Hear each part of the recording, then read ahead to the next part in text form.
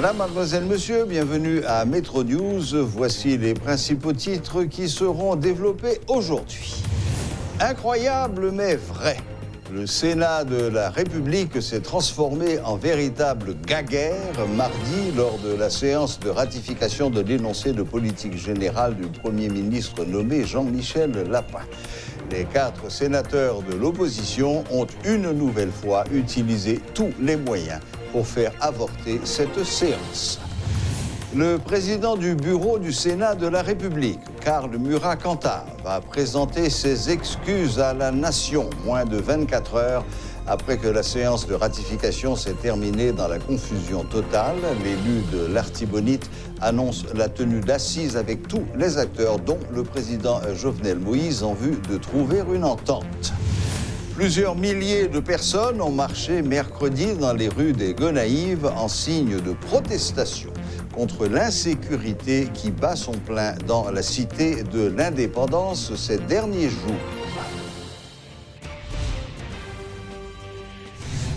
Bousculades, menaces et vacarme de mégaphones étaient au rendez-vous de la séance de ratification de la politique générale du Premier ministre nommé Jean-Michel Lapin hier mardi au Sénat.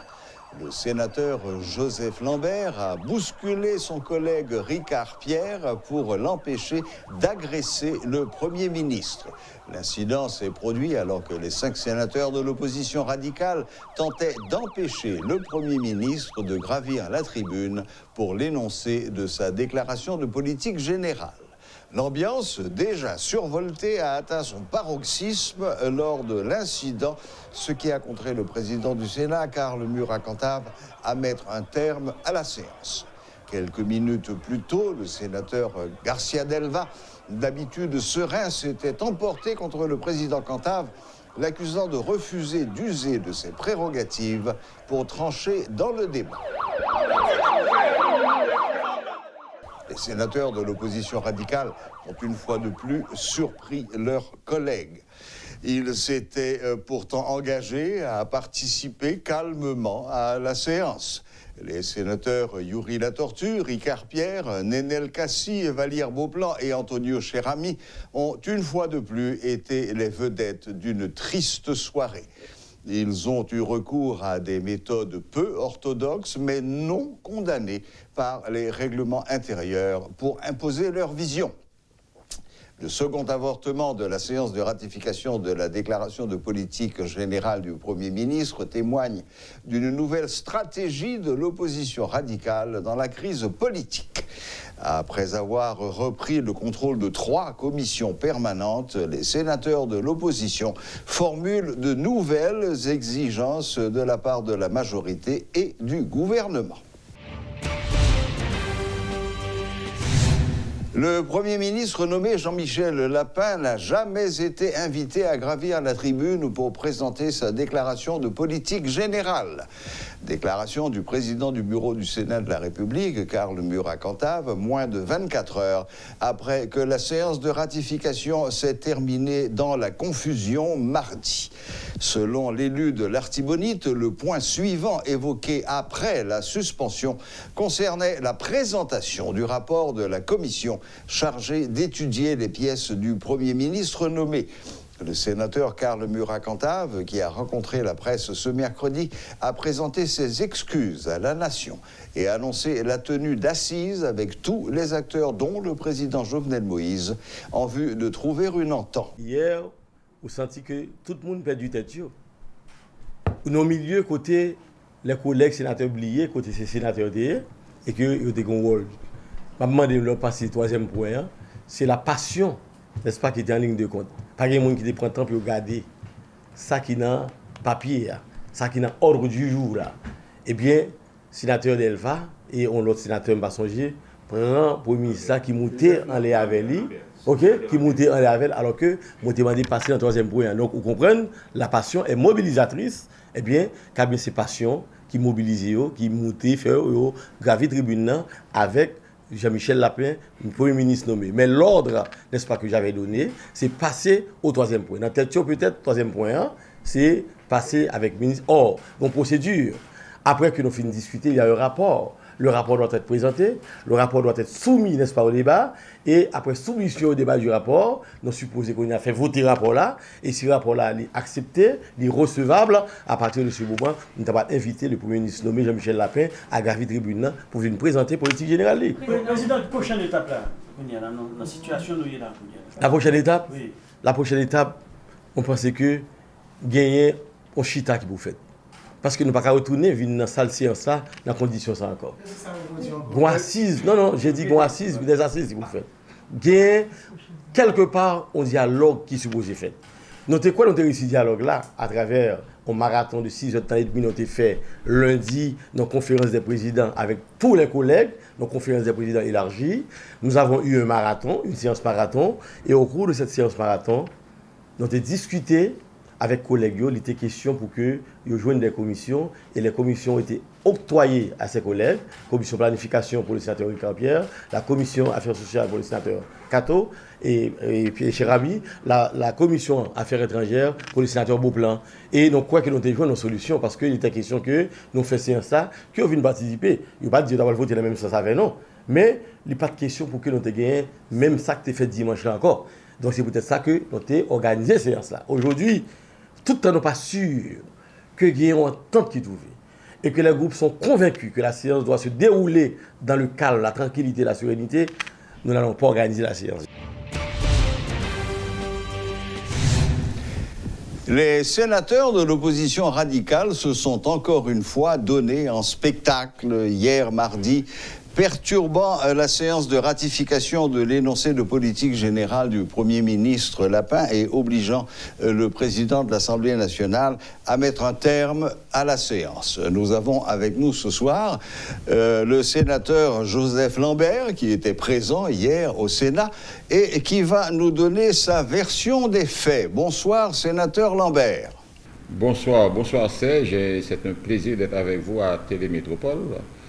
Et il faut dire qu'en toute sincérité que c'est notre toute deuxième convocation en séance pour la ratification de la politique générale du Premier ministre Jean-Michel Lapin. Et hier, effectivement, on a eu cette séance et les sénateurs, en prélude à cette séance, les sénateurs de l'opposition avaient exigé qu'on leur octroie 3 présidences de commission. Ce qui a été fait. Et ce qui a été fait. La présidence de la commission des affaires étrangères, celle des affaires sociales et de la planification. Et on avait demandé aussi à ces sénateurs d'être corrects, d'avoir un comportement correct durant la séance et faire en sorte que c'est la logique des débats contradictoires qui prime.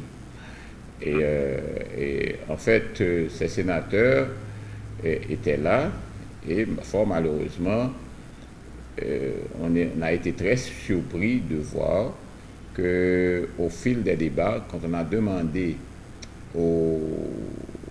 quand ils ont soulevé le point à savoir qu'ils n'ont pas constaté la présence de l'ensemble des sénateurs,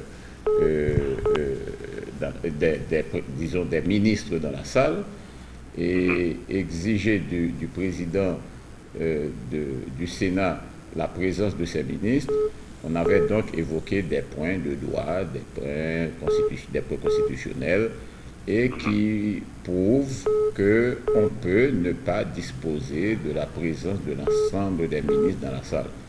Et pourquoi? Parce qu'au niveau de l'article 158 de la Constitution, il est très clairement dit que le Premier ministre forme son cabinet ministériel, disons, troisième personne du singulier, et se présente par devant l'Assemblée pour, présenter sa déclaration de politique générale et obtenir un vote favorable ou défavorable. Et quand on voit le verbe « se présenter », c'est donc se présente, c'est à la troisième personne du singulier, parce que c'est un verbe pronominal. Et ce qui signifie que le Premier ministre pouvait être toujours présent, tout seul, et sans la présence de ses ministres. Bon, cela a fait débat, et le président n'a pas pu trancher sur cette question. Un autre point a été soulevé. Il s'agissait bien sûr d'exiger que les ministres, disons qu'il n'y ait pas de cumul de postes, de portefeuilles ministériels pour un quelconque ministre.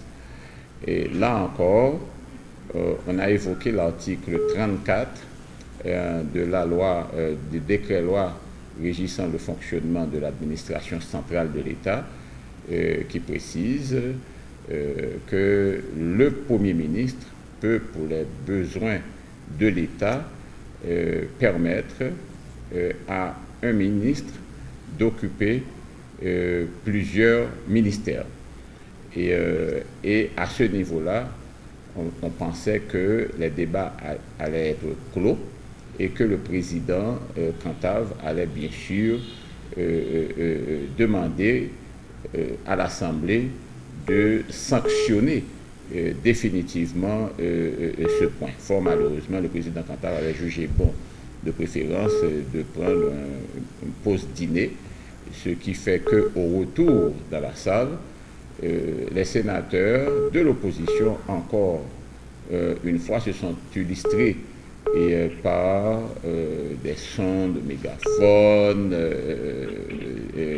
le sénateur Cato qui chantait, qui faisait du boum-boum un peu partout dans la salle, et ça finalement a dérapé. Le président a dû encore une fois prendre une suspension de séance.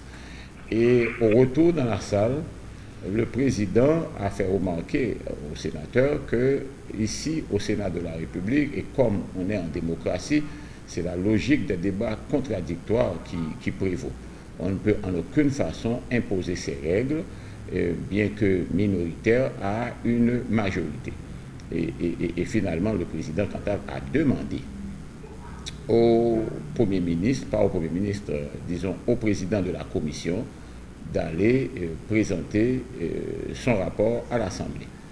Et loin, par le président de la commission, d'aller à la tribune et présenter son rapport à l'Assemblée, par mégarde, le protocole a fait venir le Premier ministre. Et là, maintenant, ça a dérapé, et au point où le sénateur Ricard a dû, disons, agresser en fait le Premier ministre et nous autres, et plus particulièrement moi personnellement. Et c'est là que vous avez dû intervenir. J'ai répliqué. Bon, écoutez, sénateur Lambert, merci de nous avoir donné votre éclairage et d'être venu sur ce qui s'est passé, qu'on a pu suivre à la télévision d'ailleurs. Pendant tout le temps et jusqu'à la bagarre finale. Alors concrètement, sénateur Lambert, qu'est-ce que le président Murat Cantave a prévu de faire dans les jours qui viennent? Quand est-ce que vous prévoyez d'avoir une nouvelle séance au Sénat et quelles précautions pouvez-vous prendre pour que ces écarts et de langage et de comportement ne se reproduisent plus? Bon, on va faire de son mieux, mais cependant, le président de la République commence à rencontrer les groupes politiques, les groupes parlementaires, et pour discuter de la situation qui prévaut actuellement au Sénat de la République. Et le Premier ministre, certainement, est en consultation avec le président de la République pour essayer d'afficher complet le cabinet ministériel qui devra se présenter par devant, disons, accompagner le Premier ministre pour la présentation de sa déclaration de politique générale. Et souhaitons aussi que dans cette liste de ministres, eh bien, que tous les irritants puissent être évités et que, encore une fois, on pourrait avoir l'occasion de voir les 4 parlementaires s'illustrer peut-être de toute autre manière. Et ce qui est certain, c'est que le président du Sénat prévoit une rencontre demain. Aujourd'hui, il devait donner une conférence de presse. Et demain, on aura une rencontre fermée avec l'ensemble des parlementaires, des groupes parlementaires. Souhaitons que d'ici la semaine prochaine, début de la semaine prochaine, avant le 21 mai, je dirais date butoir pour permettre à un exécutif légitime d'être en place en Haïti et permettre également au Fonds monétaire international de se pencher sur les 229 millions de dollars américains et ouvrir la voie aussi à l'exécutif haïtien, à l'État haïtien de bénéficier l'appui budgétaire promis par les autres institutions de Bretton Woods et les autres institutions internationales, plus particulièrement la BID, la Banque mondiale, l'Union européenne. Parce que si on ne fait pas des affaires, si on n'arrive pas à faire ce déclic au niveau du Parlement, avoir un budget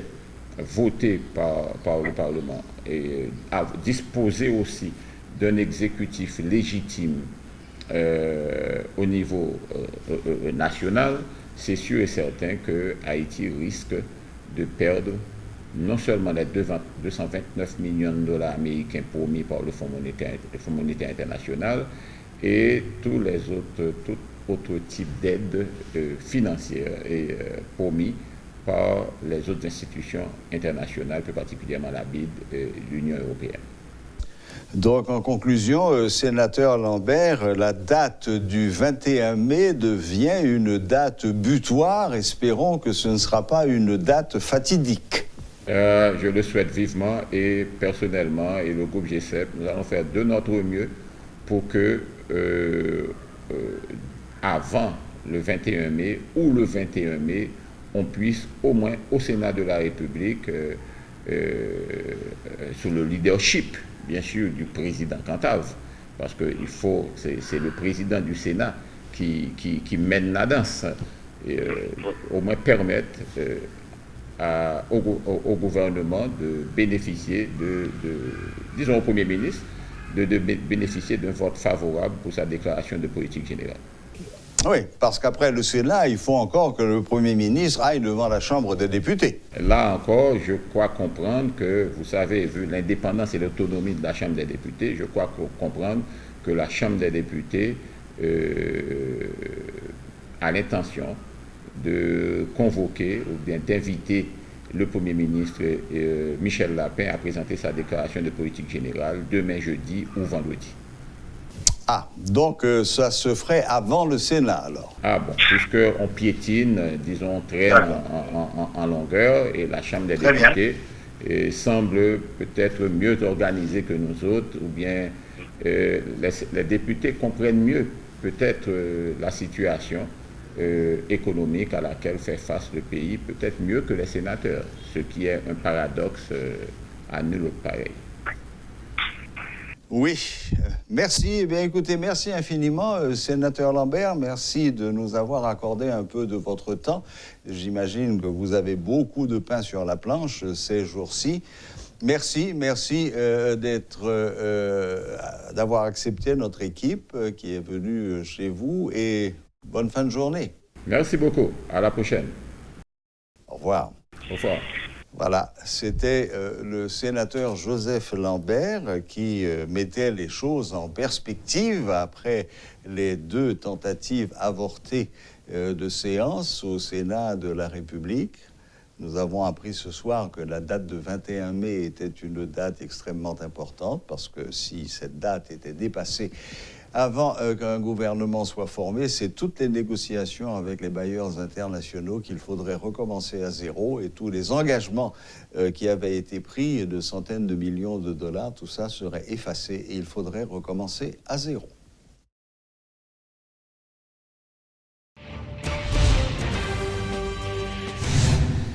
Plusieurs milliers de personnes ont marché mercredi dans les rues des Gonaïves en signe de protestation contre l'insécurité qui bat son plein dans la région.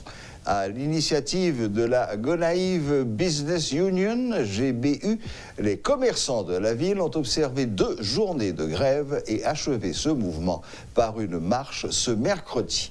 Les commerçants des Gonaïves disent en avoir assez des actes d'insécurité qui les empêchent de travailler librement. Un message clair a été adressé aux autorités judiciaires à la fin de cette marche. Lancement ce mardi des travaux de raccordement du réservoir de 500 mètres cubes de l'Arcahaie à celui de 1000 mètres cubes de Cabaret. Un projet de la Direction nationale de l'eau potable et de l'assainissement, dit NEPA, qui vise à mettre en service ces citernes 2 ans après leur construction. À terme, ces travaux devront permettre d'augmenter la capacité des systèmes d'adduction d'eau potable dans les communes concernées et de fournir un meilleur service d'alimentation en eau potable. Réseau Cabaret avec réseau Arcahaie, donc tous les deux a coûté 4 150 000 $ américains.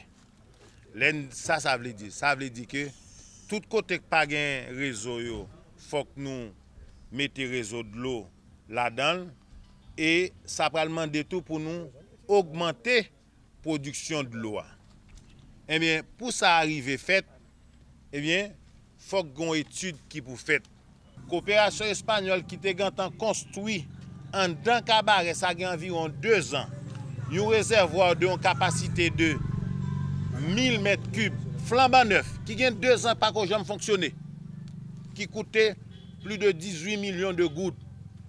Eh bien, nous te dit, eh bien, faut que nous fassions gens, côté nier là, derrière dôme là, station de pompage ça, pour nous si nous sommes capables utiliser le moins parce que c'est les groupes électrogènes ou bien stations de pompage là en fonctionnement nous obligés à pas alimenter moun yo.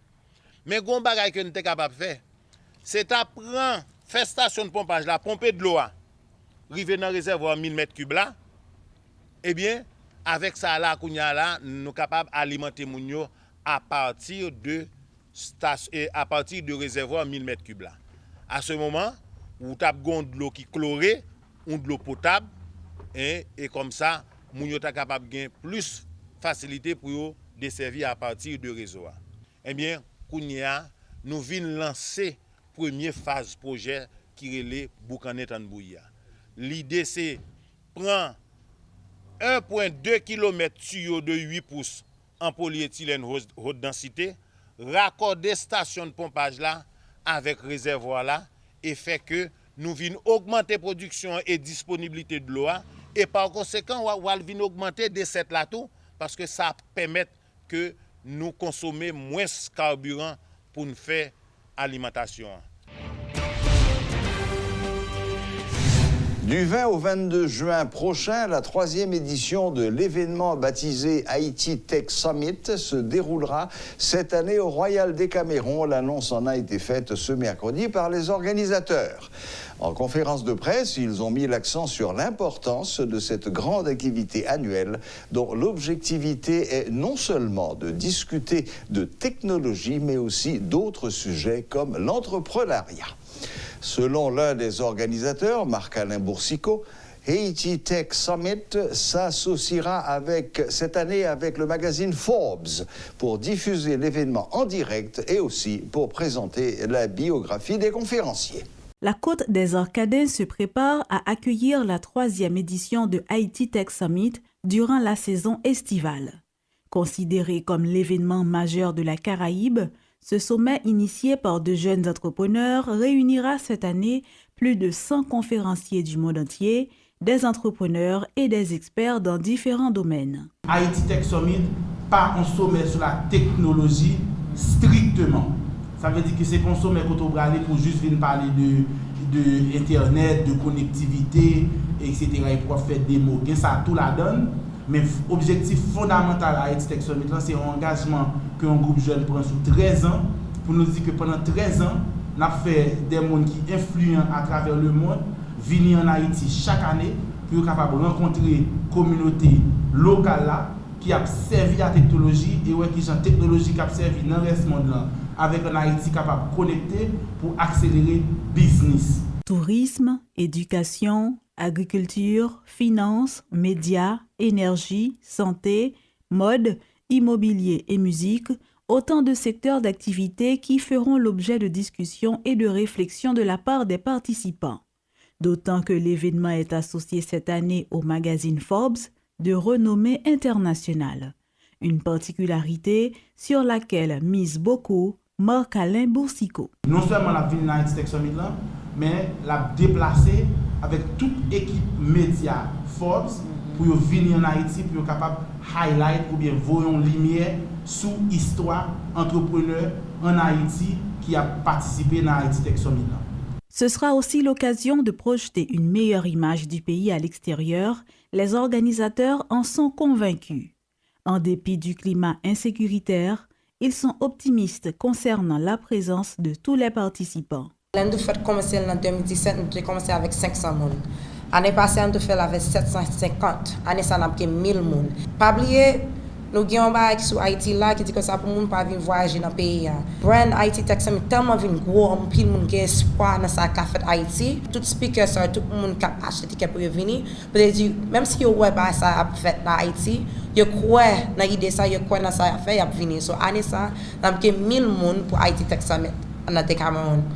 Déjà, les préparatifs vont bon train en vue de la tenue de la 3e édition de Haïti Tech Summit du 20 au 22 juin prochain. Les organisateurs s'attendent à ce que cette activité devenue une tradition soit une nouvelle fois une réussite, tout comme les éditions précédentes. Voilà, la boucle est bouclée. Merci de nous rester fidèles et à la prochaine, même heure, même chaîne.